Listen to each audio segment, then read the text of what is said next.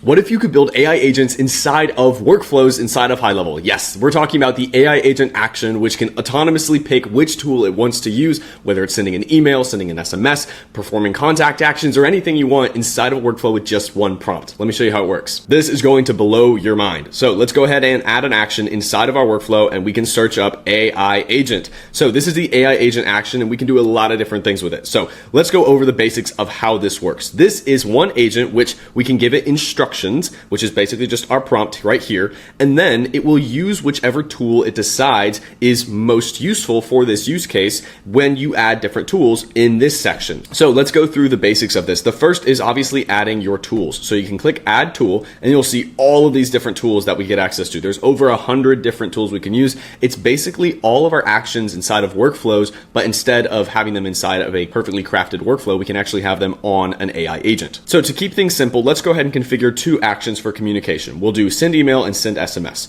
If we click send email, we will then have the ability to either toggle on or off the from name, from email, subject, and message. So instead of us configuring exactly what these would be inside of a regular send email action, the AI agent will configure exactly what these should be. Let's say we have a dedicated from email we want to use too, we can do that as well, or we can use custom values also inside of this section. So if we have an email for our account, as we can do here, we can include just like that. And then the AI can determine what the subject and the message will be. So just like any regular email action, we can set that up. And then this will be added as a tool to the AI agent action. Let's go ahead and add another one. Let's go ahead and do a send SMS. When we do this, we can toggle on or off the message section. If we want the AI to fill in the message, obviously we do. So we'll keep that on and then we'll click save. It's as easy as that to add any tool you want. Now, whenever you set this up, the AI agent will determine which one of these to use based on the instructions. So there's a couple of different templates to go over some use cases as well. So instead of building one from scratch, let's check out some of the templates that GoHighLevel has for us.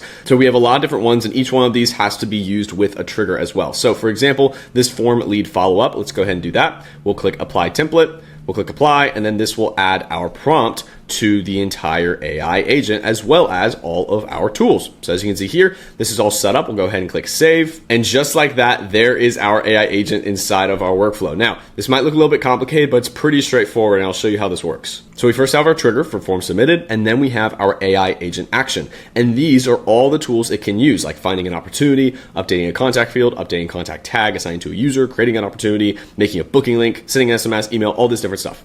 Now, we can click each one of these actions in order to open up the tool configuration for the action itself. Obviously, most of these are just going to be, let the AI figure out whatever it wants to send for the email, SMS, all that different stuff. And of course, we can also configure our actual instructions. Now, the beautiful thing about this is if we actually have a template that we have installed from the templates section, then this will give us which values we need to customize in order to make this function correctly. So we will add what tags we want to skip if we are using these, and we've got this dynamic little UI in order to tell which tags we're actually using, which is really cool. We then have what user we want to apply it to. So instead of that, we'll go ahead and delete this. We'll add in the user that we want to use, just like that. Then we can replace the pipeline as well. So all these different parts that are highlighted inside of these templates make it really easy to find the spot, and then we can immediately fix it. So we can enter in our pipeline name, all this different stuff inside of this entire AI agent system. Now, it's important to keep all of this pretty accurate. So for example, if we're using things like our initial stage or our pipeline names, things like that, we need to make sure that these are the actual names of the pipeline, because if we go over to, let's say, our find opportunity action, because for an example, if we go over to our create opportunity action, whenever it is configuring these different fields, we have the pipeline right here for the actual pipeline itself. And if we're ever toggling on let AI fill this field, we need to make sure we have the exact name of what it is so it can find it inside of our system.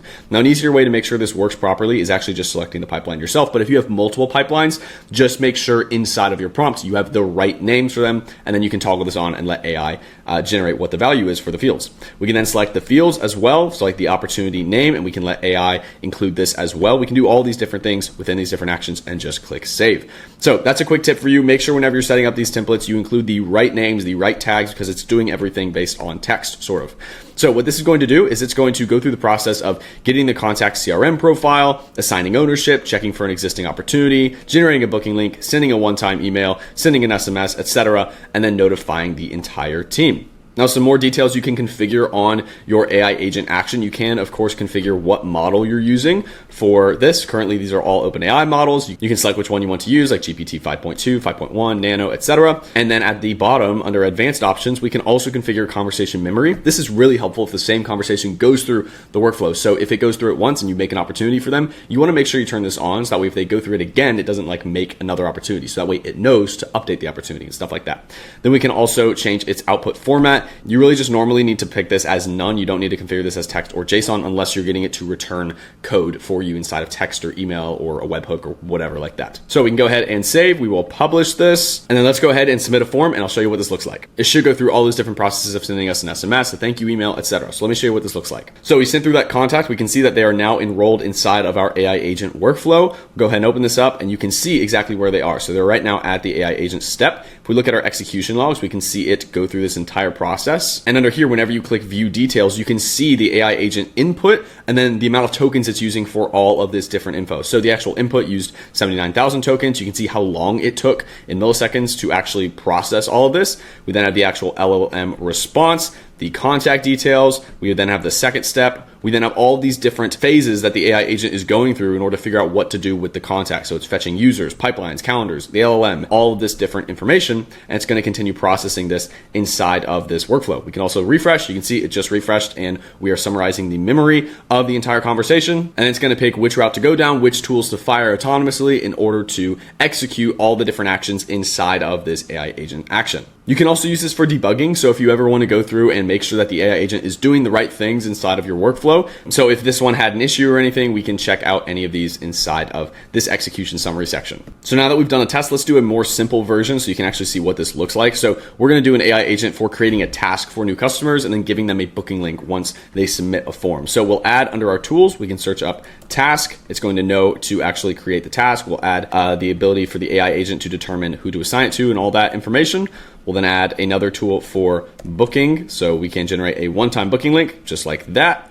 We'll go ahead and let it decide what calendar, and then we can click save, and that should be good. It can do both of these actions. Now, it's also important to note inside of your AI agents, if you want to add on more actions, you can just click the plus button and this will open up the tools in order to add more tools. And if you want to add actions afterwards, the AI agent, you can click the one on the right, and then you can add additional actions to happen at the end of the actual AI agent processing. So now that we have this set up with a very, very simple version, let's go ahead and submit that form again. And there we go. We've got our second execution. It's going to start running, and then we can, of course, refresh and watch it go through this process. So it's automatically going to fetch our calendars. We added a calendar for this account, so that way we can see the different calendars, and now it's going to go through this process. It's going to generate that one-time booking link. So just use that tool. You can see it used it successfully.